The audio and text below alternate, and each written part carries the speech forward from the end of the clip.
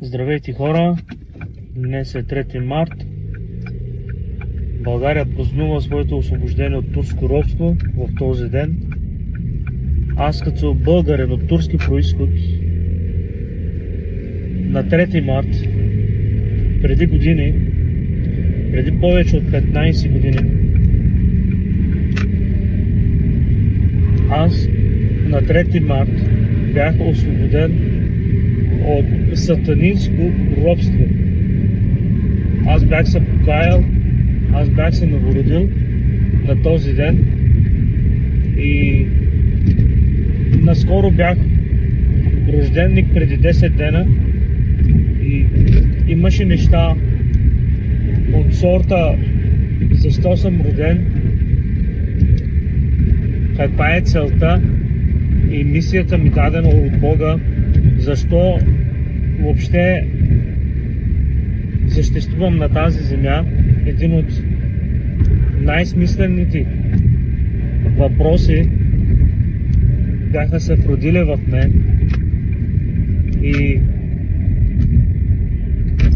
това е много голямо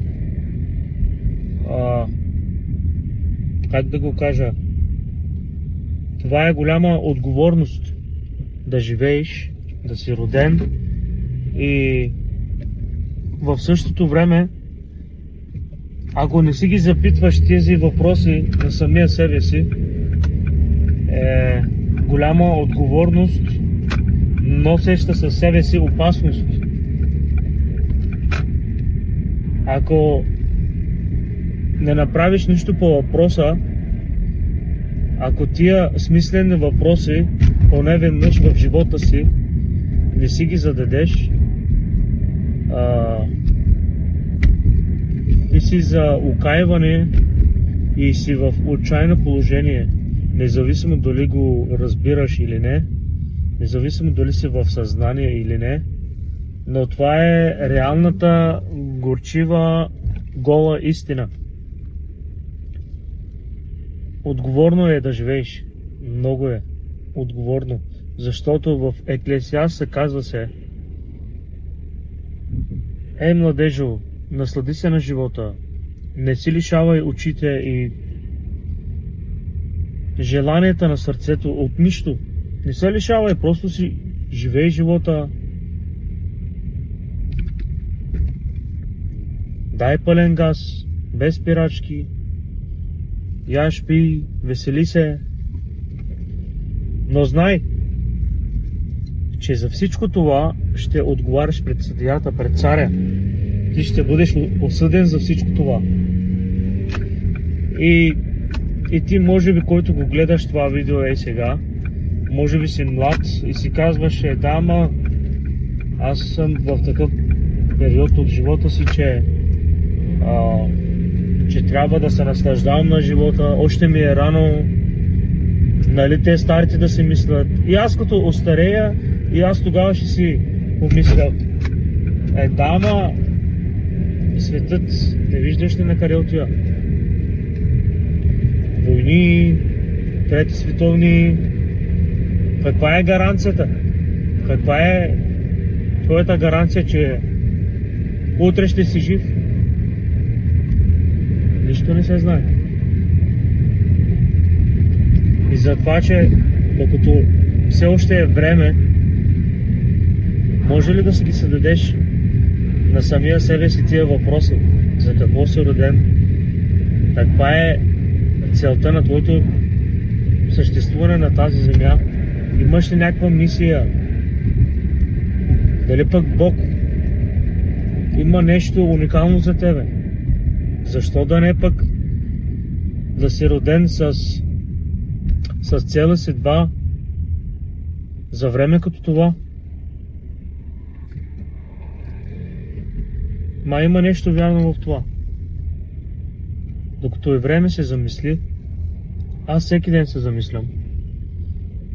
И всеки ден се опитвам да бъда по-добър в духовния си живот, в личния си живот. Аз се старая, аз търся истината. Защото само когато познаеш истината, тогава ще бъдеш свободен. Аз преди години, още на 12, на 13 годишен, съм си ги запитал тези въпроси и благодаря на Бог, че ме осия със своята светлина и ме освободи от сатанинското робство. От царството на тъмнината, от погибелта, от смъртта, от ада. Аз съм му благодарен. Обаче по-интересното е какво правя с тази свобода. Дали я превръщам в джунгла, в свободия, или се старая да бъда свободен, угоден за Господа и Неговото дело, за Неговото царство. Аз това се питам. И ако по някакъв начин съм те накарал да си замислиш, аз съм много благословен.